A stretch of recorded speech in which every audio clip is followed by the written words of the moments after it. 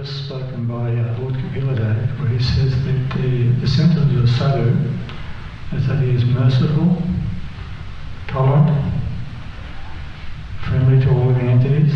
He abides by the scriptures, and all of his characteristics are sublime. So I'd love to read that verse and meditate on Srila Prabhupada and think of what motivated him. I was listening to Prabhupada a couple of days ago, and he said, a sadhu is happy when he sees others happy. So Srila Prabhupada, when we looked at Srila Prabhupada's mission, we saw that there were two, we'd say, main themes. He wanted to fulfill the desires of all of his spiritual master and the previous acharyas, and he also wanted to elevate people to happiness. When Srila Prabhupada was making his plans to go to the West, he was going to Mati Samati, and he was pestering her actually to get her ride on the boat. And she didn't immediately agree, so he had to keep going back. And she said, Swamiji, you'll just die there. So his plan just seemed fantastic. He was going to go to New York and preach. But anyway, he persisted, and eventually she agreed. And what she said almost came to pass even on the boat. Then it looked like he wasn't going to make it to the US. So he had those heart attacks on the boat. And as Ram Prasad was mentioning earlier, he became quite depressed in those early times. But as we've mentioned before about Prabhupada, he said, I'm not one to be easily discouraged. And we look at Srila Prabhupada's life and we see that there were so many occasions when he had a good excuse just to quit. One occasion, his Bhagavad Gita manuscript, which he'd been working on for years, mysteriously disappeared.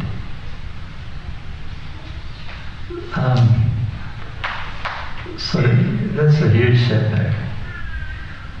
There was one story I read many years ago from class in Mayapur about this advisor to the king. And he said, his favourite saying is, whatever Krishna does is alright. So one time this king damaged his finger, and I think he was hunting actually. But when he came back to this minister, the minister said, oh, whatever Krishna does is alright. So the king became very angry. He said, every time I get a setback, all you can say is whatever Krishna does is alright. So the only way to view these things, these setbacks in Prabhupada's life, is to understand that somewhere or other Krishna's got a hand in that.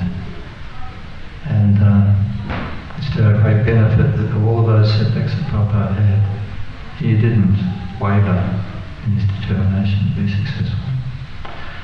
Another favourite quote I like to remember is from Srila Prabhupada's printer, Mr. Jain, who said, observing Prabhupada's difficulties when he was trying to print the Bhaktivedanta magazine, he was going out, raising the money, organising the paper and doing so many things. And Mr. Jain said, why don't you stop it? And Srila Prabhupada said, no, it is my mission, and you will see that I will succeed in my mission. So that was not a statement of someone who was proud, but a statement of someone with great faith. That if he just worked to fulfill the desires of his spiritual master and the previous acharyas, that he would be successful.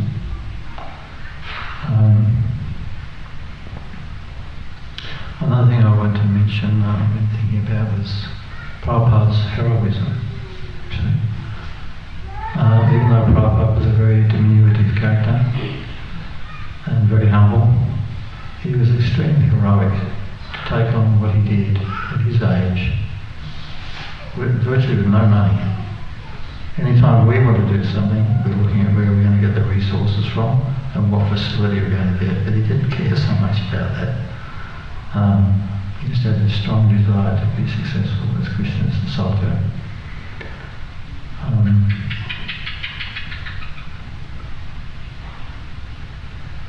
I think that's about all I wanted to say.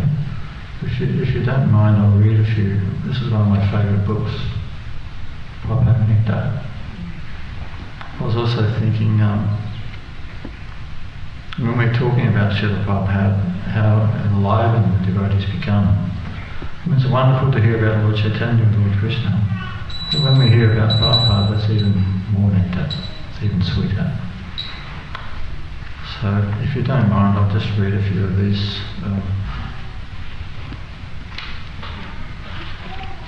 Just different aspects of Prabhupada's character and how he dealt with people.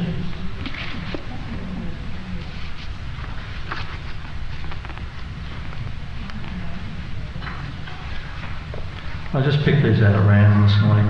There was something in there that just touched my heart. So, in 1969, when Prabhupada stayed at John Lennon's estate, he liked to walk in the misty morning through the gardens and groves.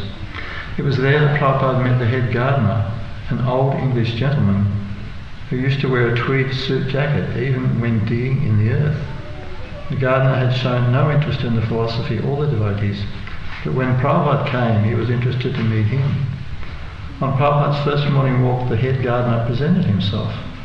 Prabhupada was also dressed in a gentlemanly way, wearing a long black coat, black hat, and Wellington boots. "I am the head gardener here," said the man. Prabhupada said he was glad to meet him and asked, "What are you growing?" The gardener eagerly showed Prabhupada some of the plants and fruits he was raising in the greenhouse, including watermelons and varieties of flowers. He also pulled out trays from underneath the greenhouse table and showed Prabhupada his mushrooms. "Oh, we do not eat this," said Prabhupada. "This is fungus."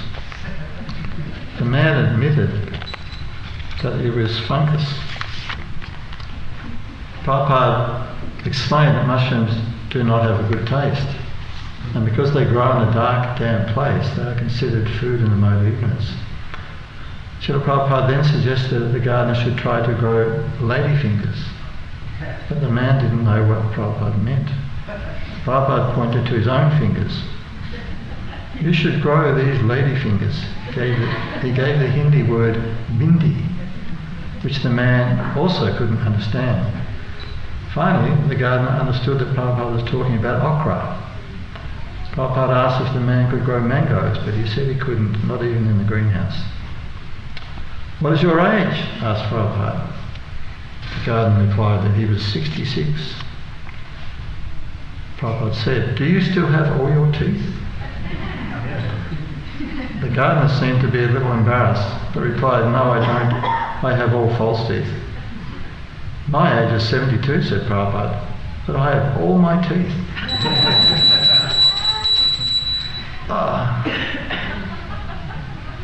Just a couple more that I need to read. Maybe one more because we have a lot more to go. Okay. "My age is 72, but I have all my teeth." Prabhupada opened his mouth and showed. The gardener replied, "I have lost all my teeth because I like sweets too much." "I also like sweets," said Prabhupada. "I eat many sweets myself. Rasgulla, gulab jamuns. But I am eating the right kinds of sweets. You should also eat these sweets." After that, when taking his morning walk, Prabhupada regularly greeted the gardener with a few words, or at least whenever the gardener was working at a distance, they exchanged a wave of hands. Okay, I'll have to call.